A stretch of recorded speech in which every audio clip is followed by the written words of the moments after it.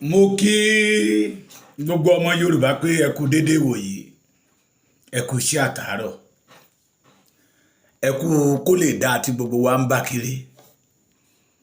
Á dára fún wa, ojú ò ní tiwa, a ó ràjé jẹun, a máa bọ́kò nínú rògbòdìyàn tá a bára wa yìí, gbogbo àwọn ogun àjogúnbá tá a bára wa tó mú kí ìran Yorùbá máa ṣiṣẹ́ bí erin máa jẹ̀jẹ̀ ìrírí, adániwáyé máa yọ wá kúrò nínú ẹ̀. Lẹ́ẹ̀kan sí bí mo ṣe máa ń sọ, mo kí yín lórúkọ bàbá Pòfẹ́sọ̀ Bánjí Akíntóyè, àrólé Awólọ́wọ̀, ẹni tó ṣojú Awólọ́wọ̀ tó ṣẹ̀yìn Awólọ́wọ̀. Ọ̀pọ̀lọpọ̀ la rí tán pera wọn lọ́mọ Awólọ́wọ̀ tí wọn ò ní ìwà Awólọ́wọ̀ nínú.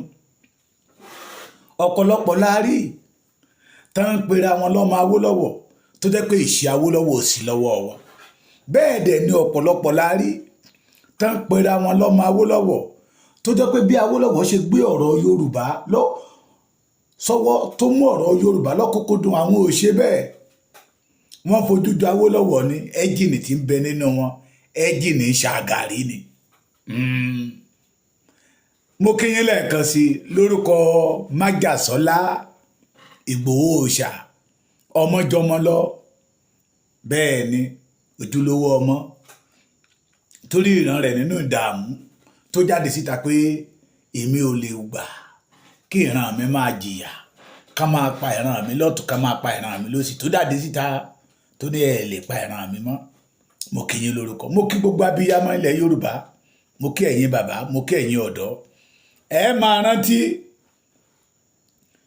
mo ní àwọn kan sọ ní ìjẹta pé bó lọ̀rọ̀ Yorùbá ṣe kàn mí, mo ní bí mo ṣe jẹ́ gẹ́gẹ́ bí ìkan nínú àwọn ọmọ Yorùbá tèmi náà dẹ̀ ń àfojúsùn mi bí ìran Yorùbá ṣe máa ní òmìnira tá a padà láti máa jẹ ọmọlúàbí wa, tí ìran Yorùbá máa padà sínú ògo. Ẹ rántí pé mo máa ń sọ̀rọ̀ ọmọ àmọ́ nǹkan tá à ń pè ní Wòlé, Wale Olagunju, is from Èkìtì yẹ, ṣùgbọ́n tí mo sọ pé ìránṣẹ́ Lúsúférì ni, ìránṣẹ́ àwọn olóṣèlú ni, pé irú ẹ̀ ò yẹ ká máa pè ní wòlíì rárá. Tí mo ló jáde síta tó bẹ̀rẹ̀ sí ń tutùkùtù, àìmọye prọfẹ́sì tó ti sọ. Ṣèyí Mákindé ò ní wọlé, Adélékè ò ní wọlé, Tinubu ò ní wọlé, àwọn tí ń fi ẹran ara ṣiṣẹ́ Ọlọ́run tó wá dìde nísìnyí tó ń pariwo restructuring. Ẹ̀yin ọmọ Yorùbá, mo ti sọ fún yín, mo ní restructuring tí ẹ bá ti gbà láàyè bí ìgbà tó jẹ́ wípé a fún ara wa sign dead warrant wa ni, because the Fulani will still have opportunity to do whatever they like in our land. Àwa ò dẹ̀ ní lórí ọ̀fẹ́ nílùú wọn lọ́hùn. Ẹ rántí ẹsẹ̀ méjèèjì tí Yorùbá mú kalẹ̀ tá a fi ń rìn, Fúlàní ń fà kan, Ìgbò náà ń fà kan. Bí Fúlàní ṣe fẹ́ máa pa wá, Ìgbò sọ pé àwọn the largest city wa bí Èkó, bí Ìbàdàn, bí Ìjẹ̀bú Igbó, bí Igbó Tako, wọ́n ní àwọn làwọn ni. Ìmọ̀ràn pàtàkì tí bàbá mi kan, mi ò ní dárúkọ wọn, ṣùgbọ́n wòlíì Lúsúférì Wálé Ọlágúnjú ti máa mọ̀. Mi ò tiẹ̀ mọ̀ pé bàbá yẹn ti ń bá wọn, ó ti ń sín wọn ní gbẹ́rẹ́ ìpàkọ́ láti 2021 tí ò gbọ́. Yorùbá wípé ọ̀rọ̀ aṣiwèrè ló máa ń yàtọ̀. Tẹ́mi bá ń sọ fún yín wípé lára àwọn ọmọ ayílóge tó fẹ́ kó ìran Yorùbá wọ̀gbẹ́ ni Wálé Ọlágúnjú, wòlíì Lúsúférì. Mo sọ fún yín pé mo rí fídíò kan lẹ́nu ọjọ́ mẹ́ta yìí tó jáde síta tó kó àwọn prayer warrior ní tó gbàdúrà Nàìjíríà padà sí ipò ẹ̀tọ́ rẹ, Nàìjíríà ó gbọ́dọ̀ dára, táwa ti ń ṣe láti 1991 tó ti ń kó wa káàkiri orí òkè títí dìsì tọ́lọ́run ò gbọ́. Ẹ̀ẹ́dẹ̀já bira wa léèrè pé ṣé etí Ọlọ́run dì ní tí ò fi gbàdúrà Nàìjíríà? It is because of God did not know or recognize Nigeria. Mo wá ṣabalábàpàdé ọ̀rọ̀ kan tí bàbá mi kan fi gba Wòlíì Ọlágúnjú nímọ̀ràn. Òní mo fẹ́ kẹ́yìn bàbá mi nílé àti lóko kẹ́ ẹ gbọ́ bóyá ohun tí mò ń sọ, bóyá òdodo ọ̀rọ̀ ní bàbá Èkìtì ń sọ, bóyá irọ́ ni. ẹ gbọ́ mi bí bóyá irọ́ ni I don't know Wale Olagunju mi ò mọ̀ rí nínú ọ̀rọ̀ tí bàbá mi ń sọ ló jẹ́ kí n mọ̀ pé it's from Ekiti here yes but mo rò bóyá omi wọ́n ti mu omi tí ò yẹ kán mu náà fi ń tutukutu ṣé ń gbọ́ mi sà ẹ gbọ́ ọ̀rọ̀ náà ẹ jẹ́ kí n pè ní pé ìmọ̀ràn pàtàkì fún Wale Olagunju wòlíì lóṣùfẹ́rì wòlíì tí àwọn olóṣèlú fẹ́ lò láti báyé Yorùbá jẹ́ tọ́lọ́run ọba mi ò ní gbà ẹ gbọ́. Hello, Prophet Olagunju. God bless you, sir. ẹ jẹ́ máa fi mú mi. Ẹ kú iṣẹ́ Olúwa. Iṣẹ́ Olúwa kọ́ ló ń ṣe. Olúwa máa ṣàgbára dọ̀tun. Ọlọ́run ò lè ṣàgbára ilé ìdọ̀tun. Kò ní rẹ̀yìn tí Jésù ò fi dé. Ààrẹ ilé yìí o. This is Evangelist Ajé Wọlé. Ẹ kú ọjọ́ mẹ́ta. Mo dárúkọ wọn. Ẹ sì kú ètò. Ẹ má bínú. Ẹ farabalẹ̀ gbọ́ ọ̀rọ̀ mi dáadáa. Ẹjọ́ bí. Kẹ̀sì ṣàṣàrò lórí ẹ̀. Kí n máa fi ẹ rántí ní 2022. Mo bá yín sọ̀rọ̀ kan. 2023 mo bá yín sọ àwọn ọ̀rọ̀ kan ló bí yín nígbà yẹn o. Abínú. But mo rí pé ọ̀rọ̀ náà ó dàbí pé by now tó bá jẹ́ pé ẹ sì ní voice note mi yẹn tẹ́ bá play ẹ rí pé nǹkan tí mo sọ ńgbà yẹn ó farahàn díẹ̀. Nígbà tẹ́ láyé politics tẹ́ ń professor tẹ́ ń sọ pé àwọn kan mo pè yín mo ní kẹ́ ẹ ṣọ́ra pé kẹ́ má máa jẹ́ káwọn níbi àwọn mídíà yìí kan máa wá sọ́dọ̀ yín pé gbogbo nǹkan tẹ́ ń sọ yìí ló máa ní rẹ́kọ̀dù pé ọjọ́ iwájú pé wọ́n á gbé síta gbogbo ọ̀rọ̀ Yorùbá nation gbogbo tẹ́ ń sọ mo sọ fún yín gbà yẹn pé kẹ́ ẹ ṣọ́ra ọ̀tẹ̀ bínú o tọ́rọ̀ ẹ̀ fún mi ló ń padà pé ẹ̀yin kan tó bá wù yín mo advice yín pé tó bá possible kẹ́ lọ ṣe TV or radio station or TV station pé it's very easy láti ṣe kẹ́ ní platform kẹ́ máa fi sọ kẹ́ má máa jẹ́ kí àwọn media yẹn wá sọ́dọ̀ yín ẹ bínú gbà yẹn. ó máa bínú. ọ̀dọ̀ mo ti ọ̀bẹ bọ́mọ lọ́wọ́ sọ̀bẹ dànù ọ̀bẹ ti ṣe ohun tí ó ṣe lẹ́nu ọjọ́ mẹ́ta yìí mo gbà kan bóyá bíi 2 or 3 weeks ago mo gbọ́ bàbá Èkìtì tó ń sọ̀rọ̀ yín. mo ń la ní àmà lórí mi really gẹ́ẹ̀tì kí ló really happen bọ́ gbogbo nǹkan tó ń sọ as a prophet mo wò pé ṣé àbàdàn ò ti àbí ká àdàbọ̀rùn ó ti dẹ̀wù àbí kí náà báwọn náà ṣe ń sọ. alábọ̀rùn ti dẹ̀wù lò. èní nígbà tí mo wá ń gbọ́ interview tán wá ṣe fún yín ó fọ́ọ̀nì sí mi kò dẹ̀ tún fọ́ọ̀nì ṣe rí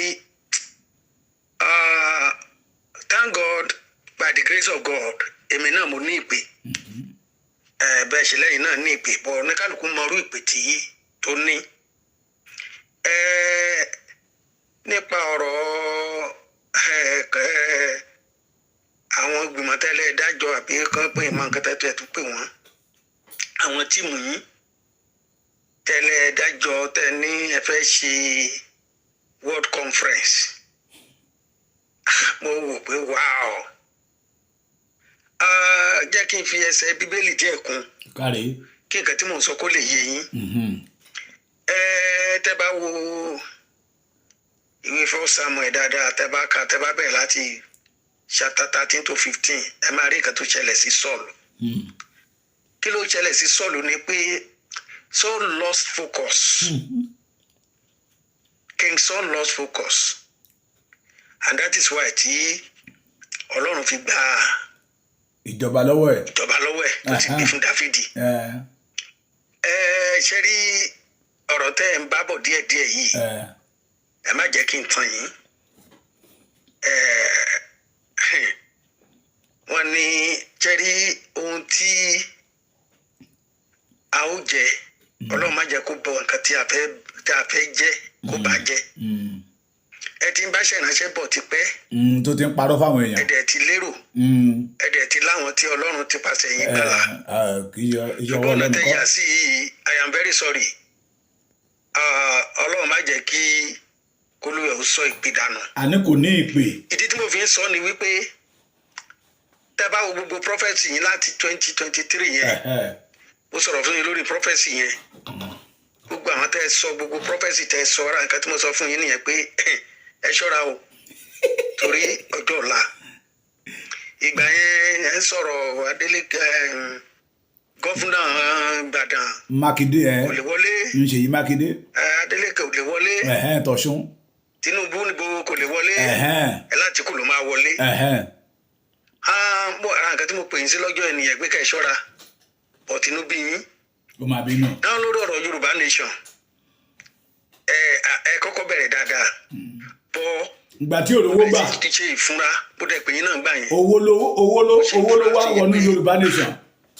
the first thing tẹ́ kọ́kọ́ ṣe ni pé mo rí pé ẹ ṣe national ẹni lẹ́yìn tí kọ national item fúnra yín tí Yorùbá yẹ kó lò ẹ demonstrate ẹ ní church yìí national item yẹn sọ ẹ ká síbẹ̀. chọ́ọ̀ṣì tá a dá kalẹ̀ torí ohun tá a máa jẹ. ó tún yá ẹ tún sọ pé orí Oòduà àbí kinní kan ẹ ṣe àtúnṣọ yẹn náà gbà yẹn so mo wá ṣẹ́rílẹ̀ tó wá tẹ̀ wá ṣe báyìí tẹ̀ wá lẹ̀ ẹ ti draft àwọn kinní kan wọ́n á wò pé kí lẹ fẹ́ draft o bí mo rí i pé ṣé kìí ṣe pé ọwọ́ olóṣèlú gẹ́gẹ́ bí bàbá Èkìtì ṣe ń sọ ṣé kìí ṣe pé ọwọ́ wọn ti wọ́wọ́ lọ́dọ̀ yín ó ti wọ́ wọ́n fẹ́ lu ìbọn ṣe lu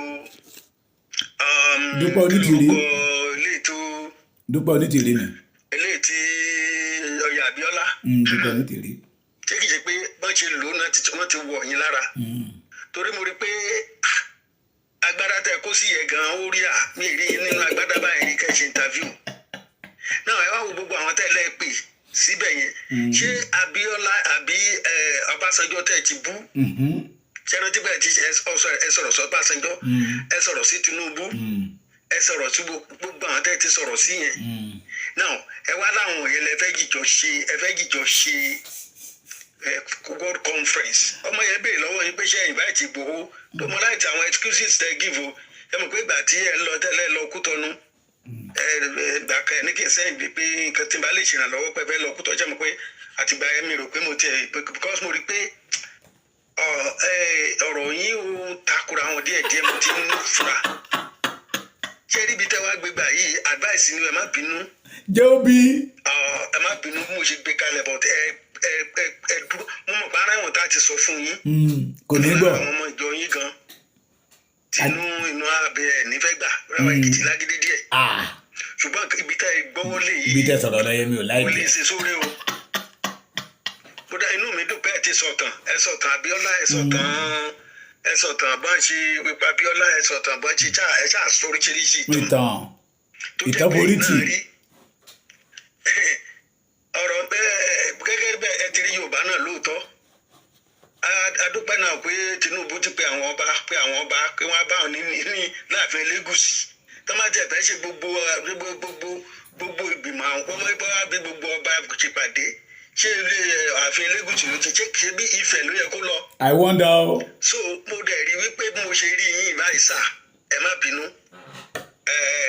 èrò mi tó ń jó ni ọlọ́dẹ tó ń bọ̀ lóru ní kí ló dé tẹ̀rọ mi jó bí eléyìí olóòmọ̀ ni ó lẹ́ni tó ń lùlù sí mi wà lápẹ́ nísàlẹ̀ odò. bẹ́ẹ̀ni. ṣé kìí ṣe pé wọ́n ń lùlù sí yín nísàlẹ̀ odò mo wá jókòó nǹkan tó jẹ́ kí n ṣe nǹkan tó dùn mí ni pé báwo lẹ ṣe fẹ́ ronú bòun Ọlọ́run náà. nígbà tó lọ́rùn ò pé. tẹ́tí fi gbogbo tẹ́tí fi draft nǹkan tẹ́ fẹ́ draft kí lẹ fẹ́ draft tó máa tí bá tán àti draft o. I wonder o. bàbá pòfẹ́sọ̀ ti kọ̀wé kí lẹ fẹ́ draft tán ti draft irú ọgbọ́n wo lẹ́yìn fẹ́ lò. I wonder o. ọgbọ́n bàbá yẹn mọ̀ ẹ̀jọ̀ yín lọ́wọ́ ọgbọ́n jìbìtì. wọ́n dẹ̀ ọ̀jọ̀gbọ́n ni wọ́n dé àwọn tó dẹ̀ wà lábẹ́ wọn tẹ́ lè máa mọ̀ tọ́jú more than 100. We have professors, we have chartered accountants, we have fellow. Yes. Lọ́dà bàbá. Tọ́ndé ẹ̀họ́ náà bàbá kan họ́ bù bàbá. Now tẹ́yìn bá wá dìde ní Yorùbá kẹ́ẹ̀tù wá lẹ́gbẹ́ ìgbìmọ̀ kan dìde kẹ́nìkan tọ́ bí kẹ́nìkan tọ́ bí ẹ wá tèkì pé àwọn tó yẹ kẹ́ ẹ wá pè ní kẹ́ ẹ pọ̀ Ọbásanjọ́ kẹ́ ẹ pé àwọn tẹ́ ẹ dárúkọ wọ̀nyẹn kẹ́ ẹ wá lọ jìjọ jókòó kẹwàá lọ ṣe world conference ẹ fẹ́ ṣe lẹ́kọ̀ọ́ where is your ministry sir. ó dẹ̀. ṣé ẹ̀yin mo mọ̀ pé gbogbo ní tẹ́ àwọn ọmọ ìjọ ò dáadáa mẹ́wàá mọ́ àtọrẹ. látọ̀dọ̀ àwọn Yorùbá nation ṣé ẹ máa lè jókòó kí ẹ gbóhùn Ọlọ́run ṣá. kò rówó gbà nígbà tí rówó gbà ní Yorùbá nation wọ́n pọ̀ tán sáwá bẹ́ẹ̀. torí agbádá tẹ kó sí yẹ gan-an ó ti ṣó pé Bíbélì sọ pé ó ní Samson dẹ̀ dìde gìjà ó ní kò mọ̀ wípé Ọlọ́run ti kúrò lọ́dọ̀ wọn. kábíyèsí Ọlọ́run. tó gbàdúrà tí yín ò ní rí bẹ́ẹ̀ o. ẹ̀rọ fèsì mínísírì tọ́lọ́run fún yín. nípìnlẹ̀ Ọlọ́run ò mọ́. tó bá jẹ́ bó ti sùn yín o. torí Élì títí kò gbóhùn Ọlọ́run mọ́ kò dẹ̀ ríran mọ́. torí pé Ọlọ́run ti yan Sámúẹ́lì. ó gbàdúrà pé tí yín ò ní rí bẹ́ẹ̀ o. ẹ ti ṣiṣẹ́ ìrànjẹ́ jìnnà ẹ dẹ̀ ti lórúkọ. náà tó bá wá jẹ́bi tẹ́ fẹ́ gbégbá lélẹ̀ tẹ́ fẹ́ kó sábẹ́ pé ẹ fẹ́ gbìjà Yorùbá mọ́ ẹ ti yapa sá ẹ ti yapa. To my own point from my own opinion recognition lẹ́ ń wá o. lọ́dọ̀ olóṣèlú. mo sọ fún yín níyẹn nígbà tí Yorùbá national anthem tán ṣe yẹn tẹ́ lọ ṣe ti yín tẹ́ ní yẹn ló ṣe kíní pọ́lọ́run ló fún yàtọ̀ nù ó ṣé mo pẹ́ ṣe yẹn gbà yẹn ẹ tún yẹ ní orúkọ yẹn nípa pé orúkọ yẹn tán bá jẹ́ bẹ́ẹ̀ pọ́lọ́run ẹ understand nǹkan tí mò ń sọ so ó dà pé ẹ tún wá gbélé jáde náà ó dà pé recognition lẹ́ ń wá ẹ jẹ́ kí n sọ fún yín kò sí nǹkan tó máa tẹ́ ló máa tẹ̀yìn lé. ṣé kò tí ń tẹ́ ni. kò sí gbogbo nǹkan tẹ́ yẹ kẹ́ ẹ ní láyé yìí tẹ́ bá mọ̀ pé ẹ ní èrò yẹlẹ́ yẹ kẹ́ ẹ lọ sọ́dọ̀ bàbá pòfẹ́sọ̀. Akíntóyè. bàbá ẹ tún wo eléyìí o ẹ jẹ́ ká tún wò báyìí wọ́n á gbé yín yẹ̀wò dáadáa ká tó gbà yín wọlé náà túrútúrú o pọ̀ wọ́n kàn sì máa fún yín ní respect fún kẹtẹ́tẹ́ ti ṣe tẹ́lẹ̀ kó má jẹ́ pé bí tẹ́ gbé gbà lélẹ̀ kẹ́ ẹ lọ gbé bàbá yẹn pé báyìí lẹ́mẹ̀ túrú o kẹ́ ẹ tún fi kùn jokùn tó bá jẹ́ pé lóòótọ́ àwọn politicians tó ti kó sábẹ́ yín mo suspect pé àwọn ló ń sponsor yín. bẹ́ẹ̀ ni. now world conference tẹ́ ẹ fẹ́ ṣe ẹ fẹ́ pé odidi Ọbásanjọ́ báwo lẹ ṣe débẹ̀ ọ̀nà òun lẹ́gbà àwọn kan náà ló líǹkì yín. gẹ́gẹ́ bí nǹkan. hello prophet Olagunju. ẹ ṣe bàbá mi Ajéwọlé ẹ̀ní ṣubú ara ẹ̀ní ṣubú ẹ̀mí Ọlọ́run ò ní fi yín lẹ̀ ẹ̀ní dàdàkudà bí Wálé Ọlágúnjú wòlíì Lúsúférì. Bíbélì wípé ó ní wòlíì tó bá sọ àsọtẹ́lẹ̀ tí ò bá rí bẹ́ẹ̀ kán sọ lókùúta pa òkúta náà máa fi pa Wálé Ọlágúnjú gbẹ̀yìn. ẹ gbọ́ àwọn ẹ̀nà tó ti sọ ó ní tí Ṣèyí Mákindé bá rí kápẹ́ẹ̀tì tán tẹ́lẹ̀ ó ní bóyá lójú àlá ni tó bá rìn lórí carpet ó ní bóyá red carpet tán máa tẹ́lẹ̀ báwọn gómìnà báwọn president ó ní tí Ṣèyí Mákindé bá rìn lórí ẹ̀ ó ní lójú àlá ni second time ní Ṣèyí Mákindé ń bá lọ yìí o ó ní Tádélékè kó má tiẹ̀ gbóòórùn ẹ̀ kó má fi rún mú wò gómìnà kò lè wọlé Adélékè ló di ìmọ́lẹ̀ Ọ̀ṣun sí o táwọn ènìyàn sátẹ̀lé lẹ́yìn kiri Mr. Governor dancy governor ó ní Tinubu ò lè dàrẹ́ pé Àtíkù ní tábàtì ẹ̀ ní pé tí Ṣèyí Mákindé wò bàìbàì kò wọlé tí Adélékè bàìbàì kò wọlé ṣé ti Tinubu náà tún wá wò bàìbàì àlọ́lọ́run ò sí lọ́dọ̀ wòlíì Lúsúférì Wálé Ọlágúnjú ntí ọ̀jẹ̀ ló ń wá kiri díẹ̀díẹ̀ lọ́lọ́run yóò mọ̀ tó àṣírí àwọn aṣebi tó fẹ́ máa fi Yorùbá kówó tó fẹ́ bà ọjọ́ ọ̀la Yorùbá jẹ́ part 1 lélẹ̀ part 2 ń bọ̀ ọ̀rọ̀ ìmọ̀ràn kí n sọ pé message to Wálé Ọlágúnjú wòlíì jẹun God bless you.